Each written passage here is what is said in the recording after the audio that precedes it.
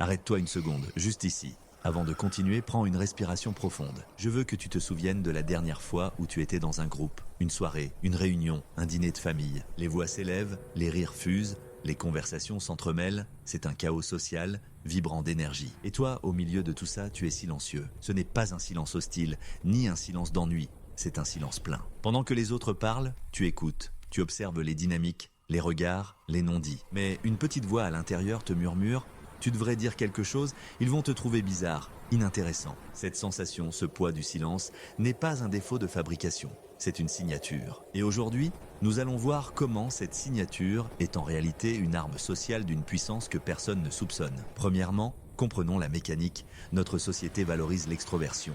Parler vite, être spontané, occuper l'espace sonore. Le silence est perçu comme un vide, un espace mort qu'il faut combler à tout prix. Mais ton silence n'est pas vide, il est plein, il est dense. Psychologiquement, ton cerveau fonctionne différemment. Pour beaucoup, l'information est traitée rapidement, en surface. Pour toi, elle emprunte un chemin plus long et plus profond. Tu ne te contentes pas d'entendre les mots, tu les connectes. Tu les relis à des expériences passées, à des idées, à des émotions. C'est un traitement en haute définition. Ce processus demande une immense énergie cognitive. Le silence n'est pas une absence de participation, c'est une gestion d'énergie. Tu n'es pas en retrait, tu es en mode analyse profonde. Alors, comment transformer cette particularité en force consciente ? Voici quelques micro-actions. Première action, le silence intentionnel. Au lieu de subir ton silence en te sentant coupable, décide-le.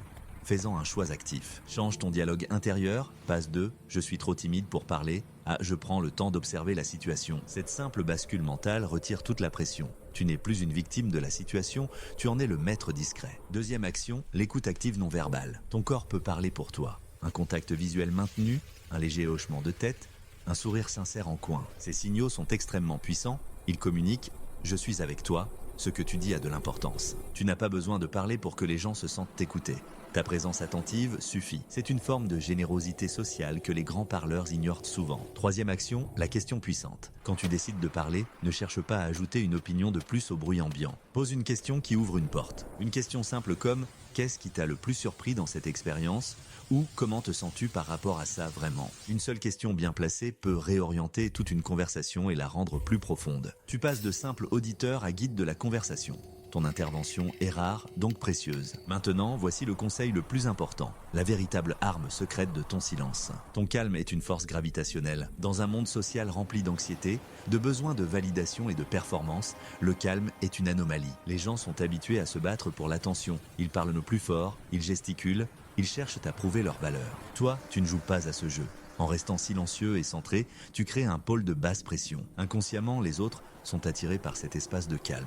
C'est reposant, c'est sécurisant. Tu verras que les gens commenceront à s'adresser à toi directement même si tu n'as rien dit. Ils cherchent ton approbation car elle est rare et semble plus authentique. Et quand, après un long moment d'écoute, tu prononces une ou deux phrases, elles ont un poids décuplé. Le silence qui a précédé leur a servi d'écrin. Les gens s'arrêtent, ils écoutent vraiment. Parce que ta parole est un événement, pas un bruit de fond. C'est ça, ton arme secrète. Tu ne gagnes pas la bataille du bruit, tu la contournes en gagnant la bataille de la présence. Alors la prochaine fois que tu te retrouveras dans cette situation, ne panique pas. Ne te force pas à être quelqu'un que tu n'es pas. N'essaie pas de remplir le silence. Au contraire, plonge dedans, ressens-le.